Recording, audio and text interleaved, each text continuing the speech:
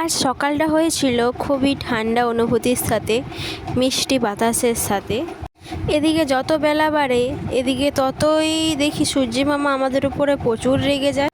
আমি তো সূর্যি মামার রাগ দেখে ভাবলাম আজকে বাইরে আমি সব কিছু বার করেই দেব।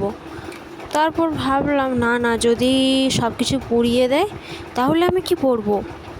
তো লাস্ট অবধি সূর্যি মামার সঙ্গে একটু গল্প করলাম। সূর্যি মামা, আজকে না আমি একটু কাপড় বার করবো। আজকে ভাদ্র মাসের প্রথম, কি বলবো, এই যে রোদ দিয়েছো কত সুন্দর ঝলমলে, তাহলে আমি কাপড়গুলো বার করি, তুমি দেখবে তো? সূর্যি মামা বলল, না না, আমি অত দেখতে পারবো না, তোমার জিনিস তুমি দেখবে, আমি পারবো না। এই বলে আমি আর কি করব, ভাবলাম তাহলে লুকিয়ে লুকিয়ে দিয়ে দিই, সূর্য মামা দেখতে পারবে না। তো চলো বন্ধুরা, দেখা যাক। তো হ্যালো বন্ধুরা, আমি তোমাদের মৃন্ময়ী। তো তোমাদের ভালোবাসায় আমি এত দূর এগিয়ে পেরেছি। তো তোমাদেরকে সবাইকে অনেক অনেক ধন্যবাদ।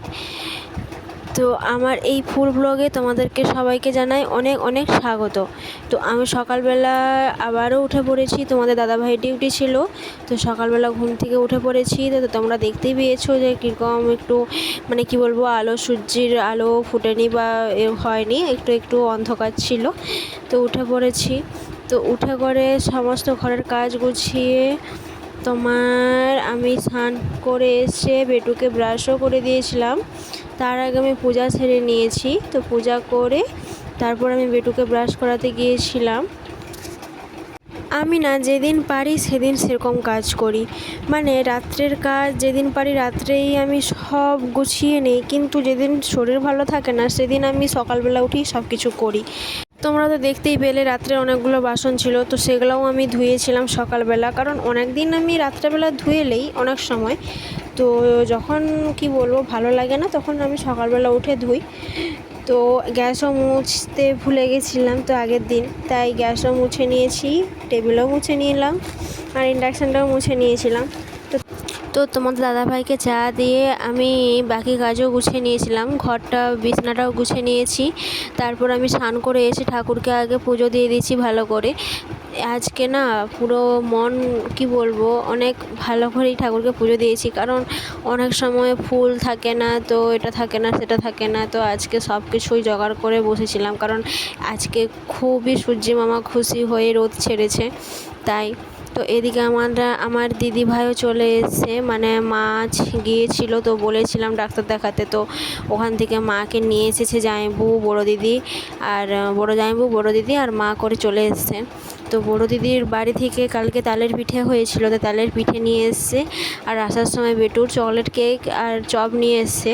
তো আমি চপটা দেখিয়েছি আর বেটুর জিনিসগুলো দেখাতে পারিনি, কারণ ও খেয়ে নিয়েছে তাই। তো ওরা এসেছে, ওদেরকে মুড়ি দিয়ে আমি তার আগেই রান্না বসিয়ে দিয়েছিলাম, ভাত, আনাজ কুটে ভাত টাত সবই বসিয়ে দিয়েছিলাম। তো আমার সেগুলো কমপ্লিট হয়ে গেছিলো, শুধু ডিম আলুর ঝোলটা বাকি ছিল, তো ওটা আমি বসিয়ে দিয়ে আমি ঘরে একটু আজকে ভাবলাম যখন সূর্য মামা এত খুশি হয়ে রোদ দিয়েছে তাহলে আমিও একটু লাতা দিয়ে দিই। তো আমি 2টা রুম লাতা দিয়ে দিয়েছি। কি বলো তো, আমার তো সিজার, তাই আমি না পারি না লাতা দিতে, তো আমার প্রচুর কোমর যন্ত্রণা করে, তাও আমি দিয়েছি, কারণ প্রচুর ঘরগুলা মানে যাচ্ছাতাই লাগতেছিল তাই দিয়েছি। তো 2টা ঘরই ভালো করে দিয়ে দিয়েছি, কিন্তু একটা ঘরে যখন দিতে যাই তখন কারেন্ট চলে গেছিলো, তো পরে তোমাদেরকে ভালোভাবে আমি দেখিয়ে দিচ্ছি দেখো।